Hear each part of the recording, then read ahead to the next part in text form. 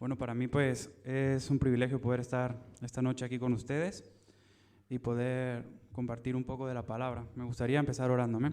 Señor, gracias por este tiempo, Señor, te pedimos por esta palabra, Señor, que seas tú, Señor, que hables, Señor.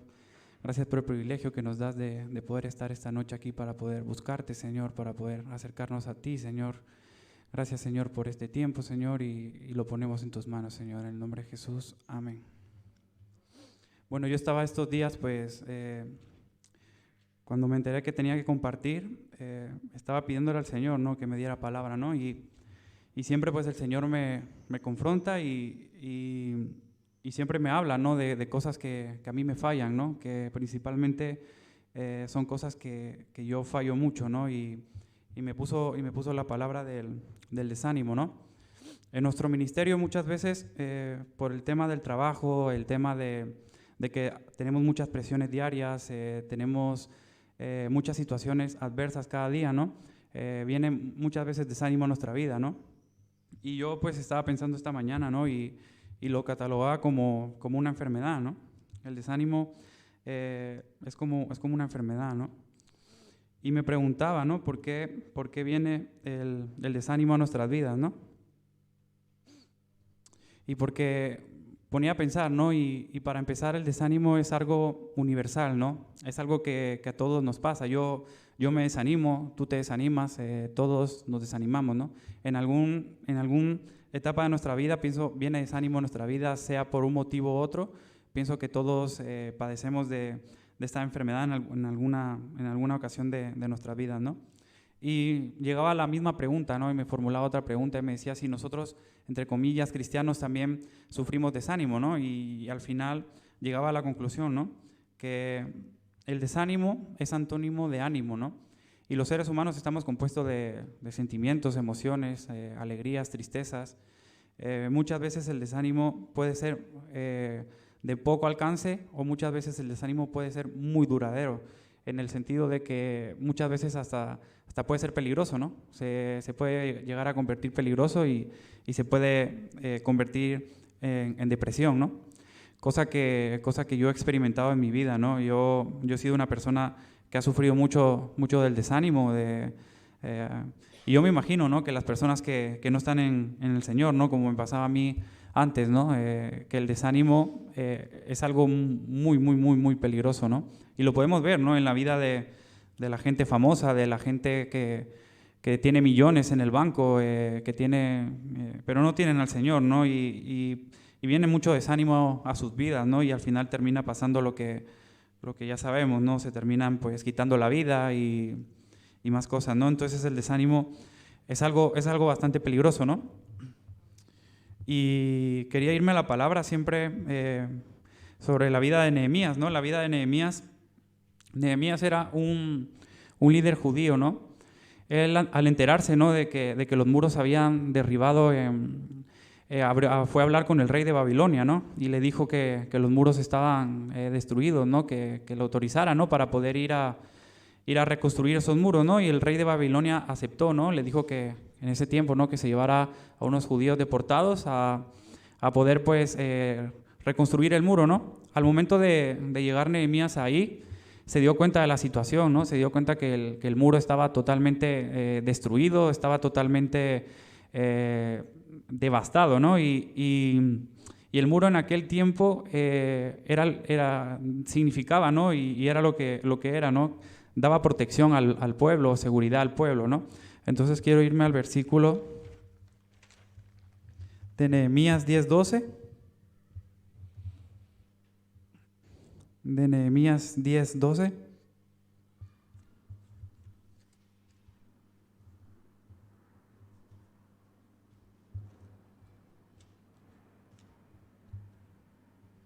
Y dice: y dijo Judá, las fuerzas de los acarreadores se han debilitado y los escombros son muchos y no podemos edificar el muro. Y nuestros enemigos dijeron, no sepan ni vean hasta que entremos en medio de ellos, no decía hasta 10 veces de todos los lugares de donde volvieres, ellos caerán sobre vosotros, ¿no? Entonces Nehemías quería construir el muro, ¿no? Se dieron cuenta que la obra era demasiado grande, ¿no? Y yo me pongo a pensar en aquel tiempo qué era hacer una obra, ¿no? Supongo que en aquel tiempo no tenían las herramientas que hoy en día tienen. A lo mejor tendrían otros mecanismos y lo que fuera, ¿no? Pero al ver todo lo que tenían que hacer, empezó el desánimo en el pueblo, ¿no? Empezó el desánimo en el pueblo, también con la certeza de que en cualquier momento podrían ser atacados, ¿no? Por el pueblo enemigo, ¿no? Entonces llegó mucho desánimo, ¿no? Pasaron muchas tribulaciones en la construcción de ese muro, ¿no? La vida de este hombre me impacta, ¿no? Porque tenía, en pocas palabras, tenía la espada en la mano, ¿no? Tenía la espada en la mano y se apagó. Y tenía también la herramienta de construcción a la vez, como si también tenía la palabra, ¿no? La Biblia, ¿no? Y la vida de este hombre, pues, es increíble, ¿no? A pesar de las circunstancias y del pueblo que entró en queja, entró en desánimo, este hombre pues no se dejó desanimar, ¿no? Era un líder que el desánimo no le permitió entrar a su vida, ¿no? Entonces quiero leer en Nehemías 4:6. Nehemías 4:6.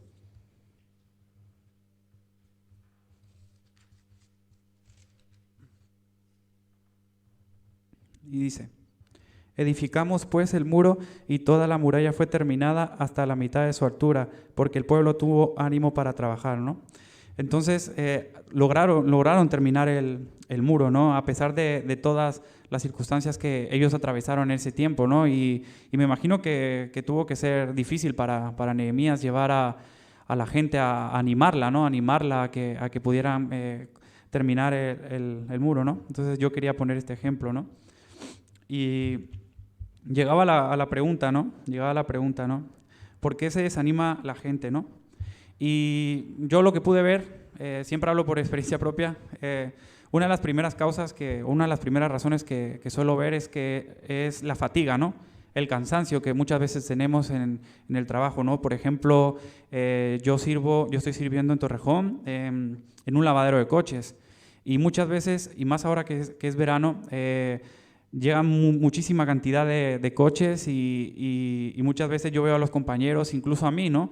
Nos desanimamos, ¿no? Vemos un coche por la puerta y ya nos entra el bajón, ¿no? Nos entra el bajón imagínense, ¿no? Lavar un coche a las 5 de la tarde con el calor y, bueno, un coche no, son muchos, ¿no?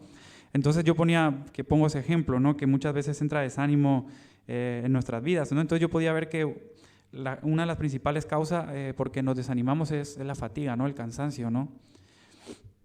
Y también suele suceder que muchas veces empezamos un proyecto demasiado bien, empezamos un mes, por ejemplo, en un nuevo trabajo, en un nuevo ministerio, en cualquiera, empezamos muy bien, empezamos ilusionados, pero podemos ver que con el tiempo, ¿no? Por la misma causa, el cansancio y todo, nos empezamos a desanimar, ¿no?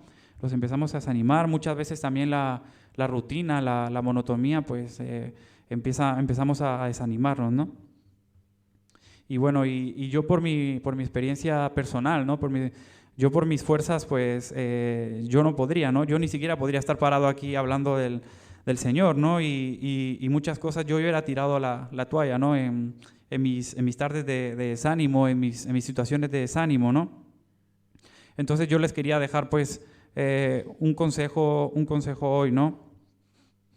Que tenemos que descansar en el Señor, ¿no? Y buscar el renuevo diario para poder lidiar con esto que es el desánimo, ¿no? Que es cosa que a muchos nos pasa todos los días, es algo que tenemos que lidiar constantemente, somos humanos, ¿no? Pero tenemos que estar agarrados de la roca, ¿no? Que es el Señor, tenemos que estar agarrados y ser de ejemplo para la demás gente, ¿no? Cuando tú eres de ejemplo, cuando la demás gente y la gente ve ánimo en ti, puede ver al Señor en ti, ¿no? Puede ver al Señor en ti. Y me pasó un ejemplo, ¿no? Con la vida de una señora, bueno, bastante mayor, que vivía en Guatemala, ¿no? Y ella perdió a su esposo, estaba padeciendo una enfermedad casi letal, y yo la miraba en la iglesia tan animada, tan emocionada, como si no estuviera atravesando nada, ¿no? Y yo lo que me recordaba este ejemplo, ¿no? Porque podía ver al Señor a través de ella, ¿no? Porque a pesar de todo lo que estaba viviendo y todo lo que vivió, ella tenía ánimo en su vida, ¿no? Tenía ánimo en su vida y tenía al Señor en su corazón, ¿no? Y nosotros podemos ver cuando está el Señor con nosotros, ¿no? Y Dice que el rostro es lo que nosotros reflejamos, ¿no? Y muchas veces pues nuestro rostro influye desánimo, ¿no? Nos ve cualquier persona y ya negativismo, entonces tenemos que ser luz, ¿no? Los que tenemos al Señor, tenemos que ser luz para los que no lo tienen. Intentar pues y cuando alguien está desanimado, pues alentarle, ¿no? Quiero irme a Isaías 40:31.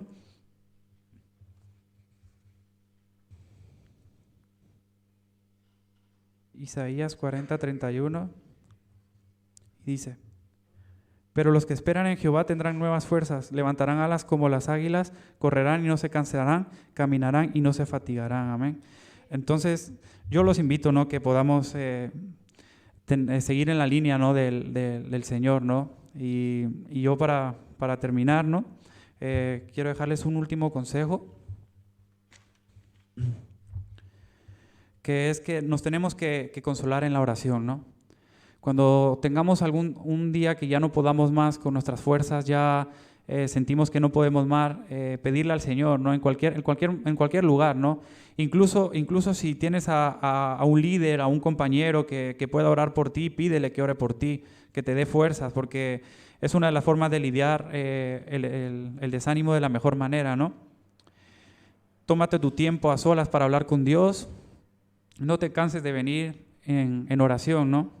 Él se place de escucharte y de saber que le buscas, ¿no? Para cualquier circunstancia de la vida, ¿no? Como lo podemos ver en Mateo 26, ¿no? Que vemos que Jesús cuando llegó a Getsemaní, ¿no? Y sabía lo que venía, ¿no? Y él lo que hizo fue apartarse y orar, ¿no? Y orar, ¿no? Entonces yo los invito, ¿no? Que no nos desanimemos, que estamos en un ministerio del Señor, que todo lo que hacemos no es en vano.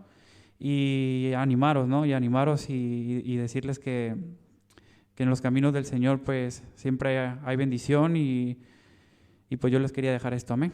Que el Señor les bendiga.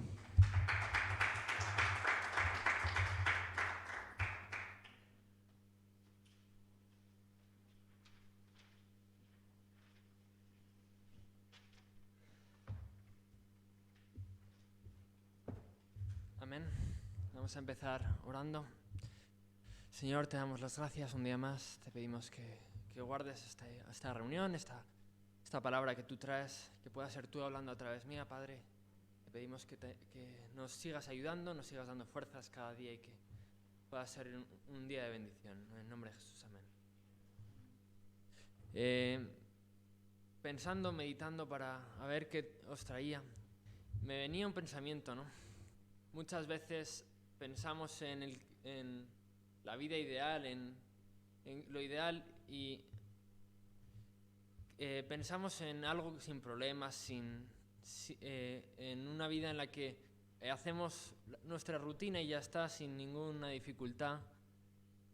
Pero a veces, como cristianos, debemos de enfrentarnos a pruebas, a dificultades.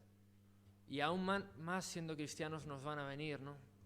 Aún más en nuestro camino van a venir, pero muchas veces esas pruebas, esas dificultades vienen para mejorar nosotros, ¿no?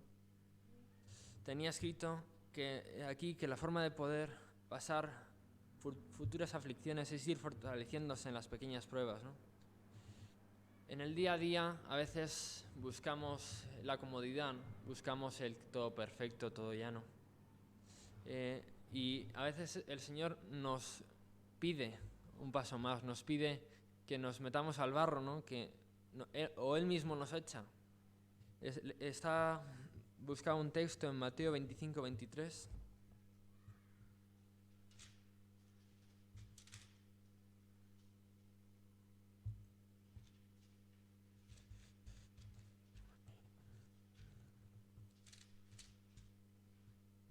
Que dice, su Señor le dijo, bien, buen siervo y fiel, sobre lo poco has sido fiel, sobre lo mucho te pondré, ¿no? Entonces, el Señor me hablaba aquí en este texto, ¿no? Que a veces son más importantes los pequeños pasos que los grandes, ¿no? A veces estamos pensando en hacer algo, un proyecto enorme, algo que nos va a cambiar que nos va a cambiar a mejor, pero A veces debemos de buscar ir mejorando cada día, ir haciendo las cosas de cada día, intentándolas perfeccionar, intentar mejorar lo pequeño que hacemos. Y los grandes cambios van a venir a través de esos pequeños pasitos. Meditaba también que a veces pensamos, no, si yo no tengo tiempo para eso, si yo no... Pero todos tenemos 24 horas cada día, 60 minutos cada hora, lo que acaban siendo 168 horas a la semana, 144 minutos al día o 1080 minutos a la semana. 1080 minutos, Parecen que una semana se pasa rápido, pero son muchos minutos. Y pensaba, ¿cuánto tiempo de esos 1080, cuánto tiempo le dedicamos al Señor? No hablo de las reuniones, sino cuánto tiempo tenemos intimidad, cuánto tiempo pasamos a solas con el Señor. Porque a veces invertimos mucho tiempo. Si cogiésemos un reloj y una libreta y fuésemos apuntando tanto tiempo en esto, tanto tiempo en esto otro, ordenando de mayor a menor, ¿en qué puesto quedaría el Señor? ¿En qué puesto quedarían las cosas? Ir a evangelizar, ir a ayudar al hermano. Porque muchas veces, es que no puedo hacer esto, que no puedo hacer lo otro, pero nos olvidamos de las cosas del Señor, ¿no? Leía en Proverbios 4:18, mas la senda de los justos es como la aurora, que va en aumento hasta que el día es perfecto. Y el camino de los impíos es como la oscuridad, que no saben en qué tropiezan. Y pensando en todo esto, y el Señor a veces nos demanda más, ¿no? A veces el Señor tiene unos planes distintos a los nuestros. A veces el Señor no tiene la misma visión. ¿Por qué? No porque Él tenga la visión errónea, sino porque nosotros a veces miramos hacia un lado o hacia el otro. Y el Señor, como leía en Eclesiastés 3:1, todo tiene su tiempo. Todo lo que se quiere debajo del cielo tiene su hora. Y hay cosas que a veces las queremos ya. Queremos que el Señor saque la varita mágica y lo convierta. Que esta persona y que la cambie, y que esta situación y que desaparezca. Pero a veces debemos de lucharlas, ¿no? Dice en el 11 de Eclesiastés 3:11, todo lo hizo hermoso a su tiempo y ha puesto eternidad en el corazón de ellos, sin que alcance al hombre a entender la obra que ha hecho Dios desde el principio hasta el fin. Y muchas veces no entendemos por qué el Señor nos mete en problemas, no entendemos por qué nos mete en el fango, ¿no? Dicen que las mejores batallas eran en las que todo el mundo se dejaba el alma, ¿no? En la que todo el mundo lo daba todo, dejando todo atrás, dejando todo por perdido, ¿no? Y a veces pensamos, no, yo vengo a la iglesia, yo hago mis labores, ¿no?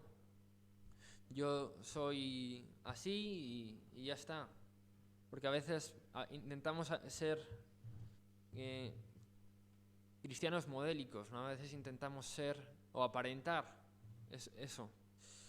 Y muchas veces nos olvidamos del Señor, ¿no? Dejamos al Señor a un lado, hacemos lo que pone en la ley, como hacían los antiguos,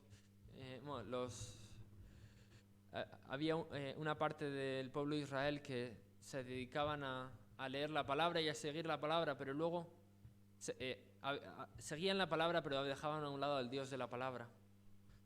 Y muchas veces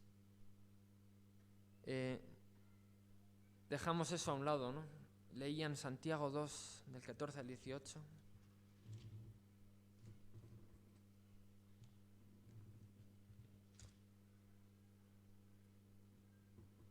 Hermanos míos, ¿de qué aprovechará si alguno dice que tiene fe y no tiene obras? ¿Podría la fe salvarle? Y si un hermano o una hermana están desnudos y tienen necesidad de mantenimiento de cada día, y alguno de vosotros dice, id en paz, calentaos y saciaros, pero no les da cosas con las que son necesarias para el cuerpo, ¿de qué aprovecha? Así también la fe, si no tiene obras, es muerta para sí misma. Pero alguno dirá, tú tienes fe y yo tengo obras, muéstrame tu fe sin tus obras, y yo mostraré mi fe por sus obras. Y aquí me hablaba un poco el Señor de que a veces debemos de confiar en Él, y Él nos irá abriendo puertas. El otro día en una reunión de jóvenes salíamos a la calle a evangelizar, y nos costaba porque no es algo que tengamos interiorizado, algo que tengamos, que cada día queramos hacer, ¿no? Que a veces nos cuesta hablarle a alguien que no conoce nada del Señor, nos cuesta hacer su obra, ¿no? Porque al final el Señor dice en un texto, id por todo el mundo y proclamad el Evangelio, ¿no? Y nos cuesta, a veces el Señor tiene que ir trabajando en nosotros cada día, pero y otras veces hay que escudriñamos tanto la palabra que no queremos hacer lo que pone en la palabra, ¿no? Leemos tanto y mismamente nos escudamos malinterpretando algún texto o sacándolo de contexto, nos intentamos escudar con la palabra. Y no solo es el creer, también hay que hacer la obra, ¿no? Dice justo en el 19, que he parado antes de él, dice, ¿tú crees que Dios es bueno? Bien, los demonios también creen y tiemblan. Entonces, por mucho que queramos ser cristianos de boquilla, por mucho que queramos venir aquí porque muchas veces los mismos que estamos aquí somos los que dejamos a Dios a un lado. Venimos a la iglesia y a Dios lo dejamos al salir en la puerta. Y qué bueno que podamos no solo creer, no solo saber que Dios está ahí, sino podamos llevarlo cada día. Tenía un texto aquí para concluir que dice en Lucas 12 del 32 al 34.